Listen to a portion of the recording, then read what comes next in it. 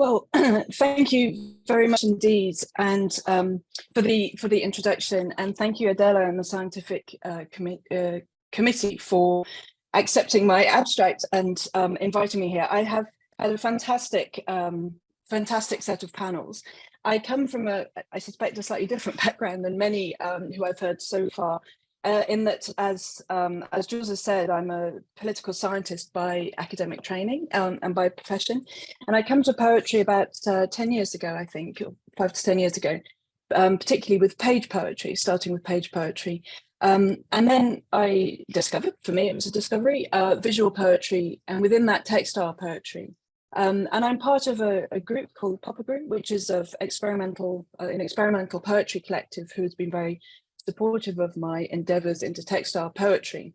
And one of the things that has resonated a lot with me from many of the things I've heard so far has also been this question about the limits of language. And this is also one of my entry points into textile poetry, is in addition to some of the references which have already been made about how can you have lyrical poetry after the Second World War, after the Holocaust, or the indigenous Holocaust that was just discussed, or indeed in the context of environmental catastrophe.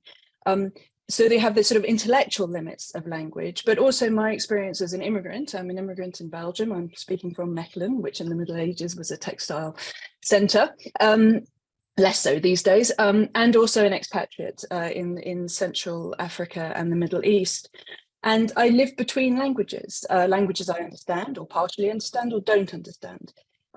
And so this piece, my presentation is to reflect on my poetic practice and the possibilities and the potentials that I see in textile poetry, particularly in comparison, really, I suppose, with lyric or page poetry, but also obviously in itself, not only in comparison with something else. So this piece is called Full Figure of Isolation. It was part of my first solo exhibition earlier this year at the Green Door Gallery in Brussels of textile poetry, based on a book of a collection of visual and text poetry that came out last year. And this has also appeared in the Harpy Hybrid Review. Now, during the pandemic, when I was living in Uganda, I'd been working on a series of visual poems that had been inspired by the Victorian classics, the Brontes, Dickens, Gaskell, and so on. And I found myself unable to leave Thomas Hardy's The Return of the Native, and particularly its themes of landscape, belonging, and return. And I had already produced some embroidered and knitted poems before then, but in 2022, so last year, I began to consider stitch differently. And so this piece is both part of a larger body of work that spins off from The Return of the Native, and also part of a set which features railways and waterways as well. So the part of the process, I'm focusing very much on the TECHNE in this, part of the process that I want to reflect on in this presentation is the layering work. And for me, this is also very important in connecting to this notion of the impossibility of return. The layers that I use are not uniform, and they are interwoven. The first layer is a patchwork canvas, maybe, of fabric from my home: pillowcase, my daughter's jeans, my husband's shirt, a piece of sailcloth, a bedsheet, net curtains. It's all upcycled, it's all domestic. I realized in retrospect, and it wasn't a conscious decision at the time, none of these clothes were actually ever embodied by me, but they do have this domestic connotation. And I think all of this work, and I'm not going to dwell on it much in my presentation because of time, but I think there are evidently extremely heavily gendered connotations in a lot of this. And I certainly see that this would resonate with what Louise Bourgeois has called the flimsy materials of female monument making, the choice of materials. Now, in this, I also incorporate text. Trying to see if I can get my laser pointer to work. So here we have pages at random from the novel, The Return of the Native, both in their raw state, and here, this is an example of kneaded text. So this follows the Japanese process of momigami, where the pages are literally kneaded in your hands, like you would knead bread. And this involves the transfer of oil from your hands to the paper, which changes it. It changes it becomes much stronger, it becomes much softer, so strength and softness. It changes its porosity. And I've been very interested with the texture that it adds to the work. To the paper and fabric layers, I added stitch, more decorative stitch. I'm a bit at a loss for terminology, I think, sometimes. So here, we see some of the neck curtain is now painted and embroidered, to remember the foliage and some of the views that I was very much thinking of from Uganda at the time. So you see, for example, there's some net curtain in the background, and then it's also been painted and embroidered here. I then added ink and watercolor. And although I had been originally focused very much on the sort of greens and foliage colors, the colors of red earth, this iron laterite in Ugandan soil, began to take over. And I was very interested how the different textures, the different textiles and the different stitches picked up and retained ink and split the colors often as well. And the final layer involved laying over a printed photograph of Antwerp Central Station and then embroidering over it and removing part of that picture. So it's also rendered in stitch. So these are sort of three images that are linked to it. This is a dirt road, a Marram road that I used to travel along often in Uganda. This is Antwerp Central Station as renovated, and this red here recalls the rust. They wouldn't thank me for saying it's rusty. It was rusty when I first moved to Belgium 20 years ago before the renovation. And this is the other view of Antwerp Central Station, which recalls it as a monument to European colonialism in Central Africa. So now, when I've been very interested that weavers like Albers and Wahid have noticed the importance of the selvage. And I realized that I've taken a different approach. So here in the middle is a kind of worm's eye view of the edge. And here down the side is a bird's eye view. Is that I've deliberately left it very rough, very uneven, frayed, and also to reveal the layers, the different layers, the uneven notion, the uneven nature of those different layers and the different textures. And this is very connected, I think, to the nature of this process, and which is that I feel very much that it's paused rather than finished. And even if I don't intervene in this piece anymore, it will change over time, just by engagement with the light, for example. When I had it mounted for the exhibition, I mounted it on glass, not behind glass, for several reasons. One was about the texture, but also to allow this sort of engagement with the light and with the air. It seemed important as the piece developed to leave this void in the middle, and I suspect that this may have something to do with the sense of departure is always carried within it, the sense of return, as is often written about the notion of travel, perhaps the ache of return, or and again, the impossibility of return. So I'd like now to just sort of share some of my reflections on the potential of textile poetics in relation to memory. And the first is, and we have discussed this quite a bit over the last panels, is certainly compared to any other poet, well, with the possible exception of performance poetry, but in terms of any long-lasting or tangible poetry practice, if I can call it like that, is the embodied nature of this. So the actual physical process of making it led to the transfer of blood. I do prick my fingers when I stitch, sweat and oil, both in terms of stitching and the kneading of the paper into the work. This work literally, not only metaphorically, but literally carries my DNA.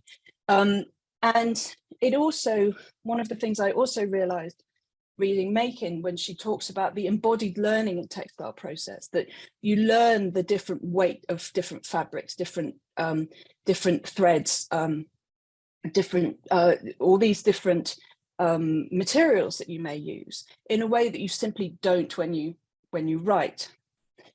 A lot has been said about meditative process, and evidently writing is also extremely meditative, or can be. But certainly with my experience of moving towards textile poetics is that I did find that my thoughts were able to develop with this constant movement in a way which is significantly different. And the layering process also allowed sort of thoughts around this.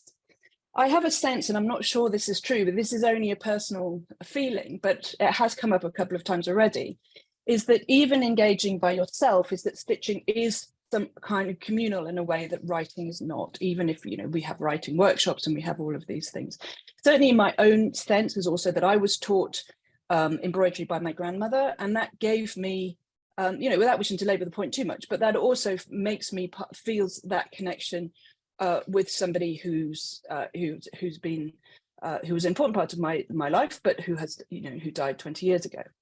And then also, as I touched on earlier, is this use of the personal and the household fabrics, even if they hadn't been personally embodied by me in this particular instance.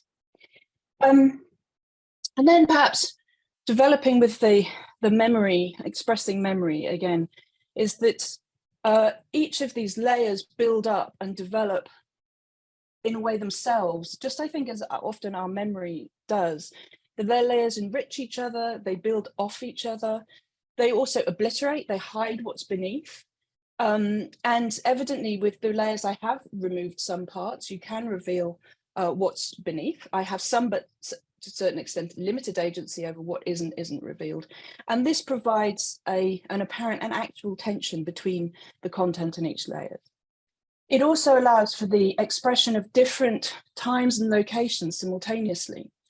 And I think promotes, and this was certainly how I felt with this emergence of this predominance of this red color, which I've also used as the background for this presentation. It's the laterite red of the soil in Central Africa, the connection with the Reddle man in The Return of the Native, who carries red dye as a part of the sheep breeding process that takes place on Open Heath. And then the rust of the metallic connections with the station. Now, these lateral connections, and this is just, of course, one example, but I think these lateral connections also give us a sense of belonging in many ways. How we, if certainly thinking about, say, Dormer's writing on dialogue with communities and how we do it, is that those connections are not always as straightforward as or as obvious as we might think. It is also, of course, it enables an expression of multiple and even conflicting identities. And to sort of hark back to the comments we made yesterday about sort of not assuming a romanticization, is evidently somebody who's been a white European expatriate in Central Africa, very conscious of Europe, the history of European colonialism in that part of the world, is then also to connect with a station which was built as a monument and is a monument to European colonialism in a somewhat extremely unreflective way, is not, these are conflicting identities that I carry within myself and are part of my context and how I travel. And so this then, I think I find a lot of resonance in, say, Julia Bryan Wilson's comment that this sort of the texture of textile poetry makes it possible to refuse easy binaries and to acknowledge complications. So, and as I mentioned with the, oh, sorry about the multiple, I didn't misspell it on the slide. So these similarities, and while these similarities, or we might think of them as, have we lost you there, Laura? Oh, can you hear me now? Oh no, can you hear me now? We can, yes, we can. Just lost you oh dear, sorry. So while some of these similarities or entanglements perhaps between home and abroad that perhaps you seek, the traveller seeks, such as this connection that I've made with these colours, are in some ways may give a sense of home, a sense of identification and belonging, but also seek to problematize that and to actually create barriers and divisions as well. And then we might also think, again, the thickening of language, and Dormer writes of the needle and thread passing to and fro, back and forth between the pieces of cloth informing the seam. So the traveller draws these elements together into a continuous but non-linear form. The sight of the sensitive body moving through space and time, which for me is I think has been a very useful way to think about these things. And so just with some final thoughts is that also using this process, and I do also work with found texts and so on, is that through the random choice of the text I used from the book, also emerged this expression, the full vigor of isolation, which came to me to be the title, and also the sort of a drive behind this piece.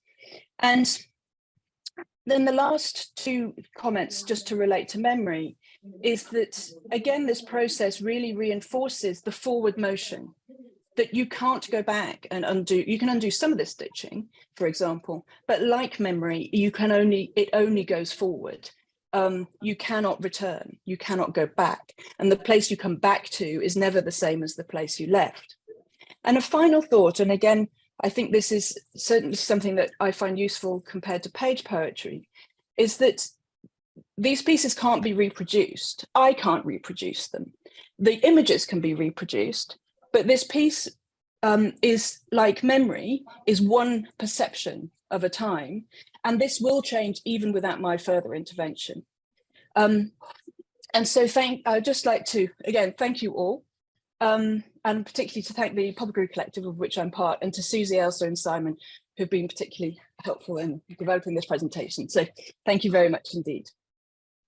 Thank you very much, Laura.